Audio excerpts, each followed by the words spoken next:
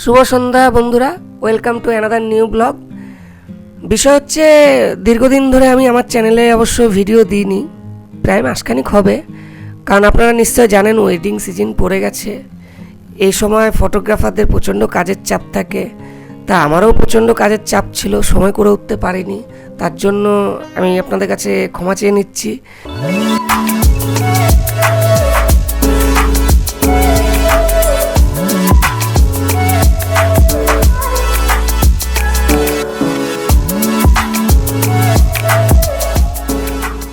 আজকের video starting থেকে আপনারা নিশ্চয় বুঝতে পেরে গেছেন, আজকে একটি জন্মদিনের প্রোগ্রাম আমরা কভার করতে গিয়েছিলাম। অবশ্য যেই বাচ্চার জন্মদিন আমরা কভার করতে গেছিলাম তার নাম হচ্ছে মিশুক। মিশুকের বাবা মা তন্ময় ও সুস্মিতার ওয়েডিংয়ের ফটোগ্রাফিও আমি করি। তারপর বাচ্চার 5 বছরের জন্মদিনে যখন আমাদের কল করে, সত্যি কথা বলতে গেলে এইটা কিন্তু আমাদের প্রতিটা ফটোগ্রাফারের কাছে একটা বিশাল প্রাপ্তির জায়গা। মানে এতদিন পর যখন একটা ক্লায়েন্ট মনে রাখে সত্যি যে না, আমরা ক্লায়েন্টকে স্যাটিসফ্যাকশন করতে পেরেছি, তাদের একটা ভালোবাসার জায়গা আমরা নিতে পেরেছি, তাই কিন্তু আমাদের এতদিন পর তারা মনে রাখে। এবার আসা যাক কাজে। আজকে আমার সাথে ছিল নয়ন আর ছিল রকি। নয়ন ভিডিও করছিল, মাঝে মধ্যে গ্রুপও তুলছিল আমার সাথে সাথে। তা আজকে পরিকল্পনা করেছিলাম নয়নকে একটু স্টিলটা প্র্যাকটিস করাবো, তাই নয়নকে আজকে গ্রুপ দিয়ে শেখাচ্ছিলাম। তা ভালো ক্লিক করছিল। আর রকি টোটাল ভিডিওটাই কভার করছিল। সাথে আমাদের এই বিটিএসটা যেটা আপনারা দেখছেন, এই বিটিএসটা রকি বেশিরভাগটাই কভার করেছে, তার সাথে কিন্তু নয়নও কভার করেছে, আমিও কভার করেছি, মিলবাটকেই করেছি। আর আমি যেসব গ্যাজেটগুলো ব্যবহার করেছিলাম সেটা হচ্ছে নিকনের Z5 আর একটা 50mm লেন্স, FTZ অ্যাডপ্টার আর একটা 7200, তার সাথে 1855 যেটা আমি গ্রুপ কভার করছিলাম। আর নয়ন যেটাতে ভিডিও তুলছিল, নয়ন রকি যেটাতে ভিডিও তুলছিল, সনি NX100। আর লাইট ব্যবহার করছিলাম, আপনারা দেখতে পাচ্ছেন দুটো পোটা লাইট। অনেক ফটোগ্রাফারই আমাকে মাঝে মধ্যে প্রশ্ন করে, দাদা তুমি জেপেকে তুলো না রতে তুলো? তা আমি সবার উদ্দেশ্যে একটা কথা বলবো যে আমি সবসময় জেপেকেই তুলি, কারণ আমার ক্ষেত্রে খুব একটা প্রয়োজন হয় না।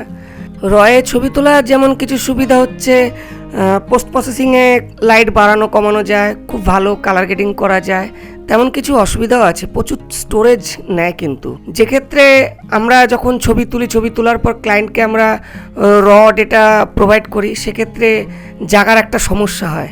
আর সঠিক এক্সপোজার আর সঠিক কেলভিন মেনটেন করে যদি আমি জেপিজিতে ছবি তুলতে পারি, আমার মনে হয় না যে পরবর্তীতে পোস্ট প্রসেসিংয়ের খুব একটা প্রয়োজন হয়।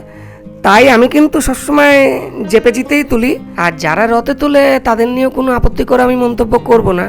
তারা যদি মনে করে রতে তুলে তাদের সুবিধা হচ্ছে, তারা অবশ্যই রতে তুলতে পারে। তা আমরা যেমন ওয়েডিংয়ে ফটোগ্রাফি করি, তাতে খুব চাপ থাকে, কিন্তু সত্যি কথা বলতে গেলে একটা বাচ্চার ছবি তোলা সবচেয়ে বড় কঠিন। যেমন বাচ্চার অন্নপ্রাশন, বাচ্চাদের জন্মদিন, এসব ইভেন্টগুলো সত্যি খুব টাফ।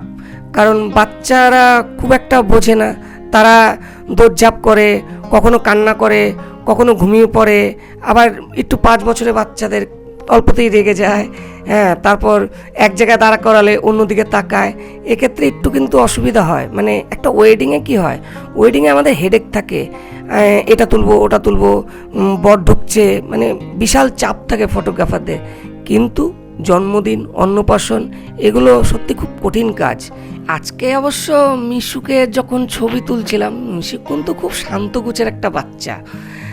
ওকে যেখানে দাঁড় করাচ্ছি সেখানেই দাঁড়াচ্ছে, যেখানেই তাকাতে বলছি, মানে যেদিকে তাকাতে বলছি সেদিকেই তাকাচ্ছে। এদিক দিয়ে কিন্তু মিশুক অন্য আর 5টা বাচ্চার মতন না, ও খুব শান্তগোছেরই ছিল, তাতে আমার ছবি তুলতেও সুবিধা হয়েছে।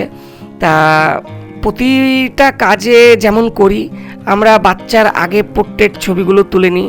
কারণ ওই যে প্রথমেই বললাম, বাচ্চাদের ছবি তোলা খুব কঠিন, কখন তার মুড চেঞ্জ হয়ে যাবে তার ঠিক নেই। তাই আমি এক্ষেত্রেও কিন্তু একই ডিসিশনেই চলি, যতই বাচ্চা শান্ত হোক, মুড বিগড়াতে সময় লাগে না। তাই আমি মিশুকের কিন্তু প্রথমেই আমি পোর্ট্রেট ছবিগুলো তুলে নিই, তারপর আমরা শুরু করি গ্রুপ ছবি। অবশ্য আজকে আমাদের কলিং টাইম ছিল 7টার সময়, আমরা 7টার সময়তেই পৌঁছে গিয়েছিলাম। গিয়ে কিন্তু এইসব শটগুলো আমরা শুরু করে দিই, কারণ আমরা জানি যে একটা জন্মদিনের প্রোগ্রাম বেশি রাত পর্যন্ত চলবে না, তা আমাদের বেশি সময়ও থাকবে না, তাই পোর্ট্রেট আর গ্রুপ কমপ্লিট করেই কিন্তু আমাদের পরবর্তী অনুষ্ঠান, যেটা কেক কাটার অনুষ্ঠান ছিল, সেটা শুরু হয়ে যায়। এই জায়গাতে আমরা খুব একটা বেশি ব্লগ করিনি, কারণ এই টাইমটাতে আমাদের প্রতিটা ফটোগ্রাফারই খুব তাড়াহুড়ো থাকে।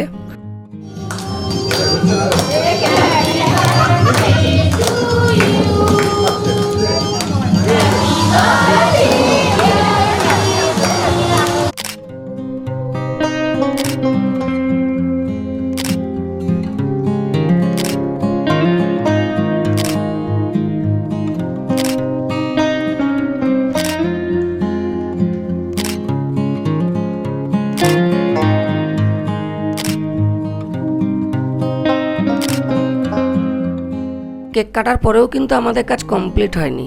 এরপরেও কিছু ছবি তুলি, বাচ্চার সাথে কিছু ফ্যামিলির ছবি তুলি, যেগুলো আমি স্লাইড শোতে দেখিয়ে দিব।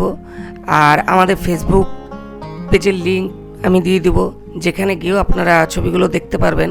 আর কমেন্টে আমাকে অবশ্যই জানাবেন যে আজকের ভিডিওটা কেমন হয়েছে, কেমন লাগলো।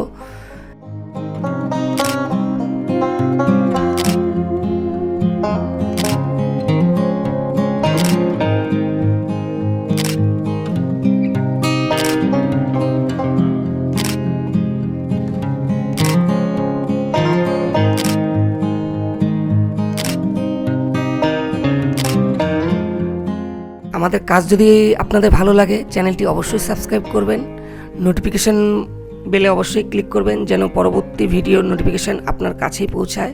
ভিডিওটা আর বাড়ালাম না, কারণ জন্মদিনের প্রোগ্রাম যেহেতু, ছোট্ট প্রোগ্রাম, ছোট্ট ভিডিও, এই বলেই খেতে বসে পড়লাম। আর আরেকটা কথা, খাওয়ার একদম নজর দেবেন না, কারণ নয়ন জোয়ানের প্যাকেট নিতে ভুলে গেছে। আচ্ছা